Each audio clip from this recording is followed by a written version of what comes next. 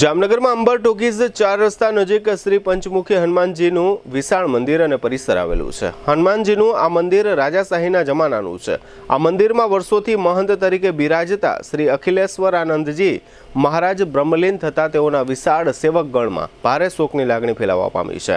આજે 12મી માર્ચે સદગત મહંતની અંતિમ યાત્રા યોજવામાં આવી હતી અને નાગનાથ 4 રસ્તા નજીકના આદર્શ સ્મશાન ખાતે બ્રહ્મલીન મહંતના નશ્વર દેહને તેમના શિષ્યના હસ્તે અગ્નિદાહ આપવામાં આવ્યો હતો। આજે બુધવારે સવારે આ મહંત બ્રહ્મલીન થયા બાદ તેમની અંતિમ યાત્રા યોજવામાં આવી હતી। ત્યારે સાધુ સંતો તેમજ જીટીપીએલ જામનગર ન્યૂઝના મેનેજિંગ એડિટર જયેશભાઈ રૂપારેલિયા સહિત આ જગ્યાના સેવકો જોડાયા હતા।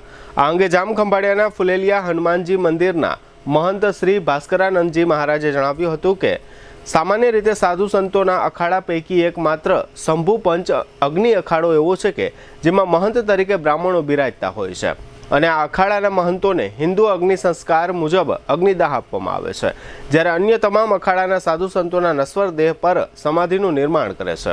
આ ઉપરાંત તેમણે જણાવ્યું હતું કે આજથી 13મા દિવસે 24મી માર્ચે બપોરના સમયે બ્રહ્મલીન મહંતનો ભંડારો યોજવામાં આવશે, જેમાં બ્રહ્માનંદ ધામ ચાપરડાના મહંત પૂજ્ય મુક્તાનંદજી બાપુ પણ આ ભંડારામાં ખાસ ઉપસ્થિત રહેશે।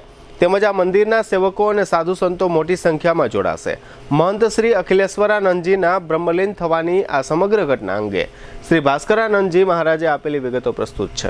શંભુ પંચકની અખાડાના બ્રહ્મલીન મહંત શ્રી અખિલેશ્વરાનંદ ગુરુ શાંતિનારાયણજી આજ રોજ 12/3/2025 માર્ચ અને બુધવારના દિવસે બ્રહ્મલીન થયા છે। હવે પછી એમનો જે ભંડારો થશે એ અત્યારે આજથી 13મા દિવસે નક્કી કરી અને ભંડારો કરવામાં આવશે। અને આ જગ્યા મહંત શ્રી પોતે અખિલેશ્વરાનંદ જ્યારે જીવતા હતા ત્યારે સભાપતિની સામે એને કીધું હતું કે આ હવે શંભુ પંચકની આ જગ્યા છે, એટલે ઉત્તરોત્તર એના શિષ્ય હશે તો એ મહંત બનશે, નગર સભાપતિ શંભુ પંચકની મુક્તાનંદ બાપુ ગુરુ ભગવતાનંદ એ આનું ફાઇનલ કરશે।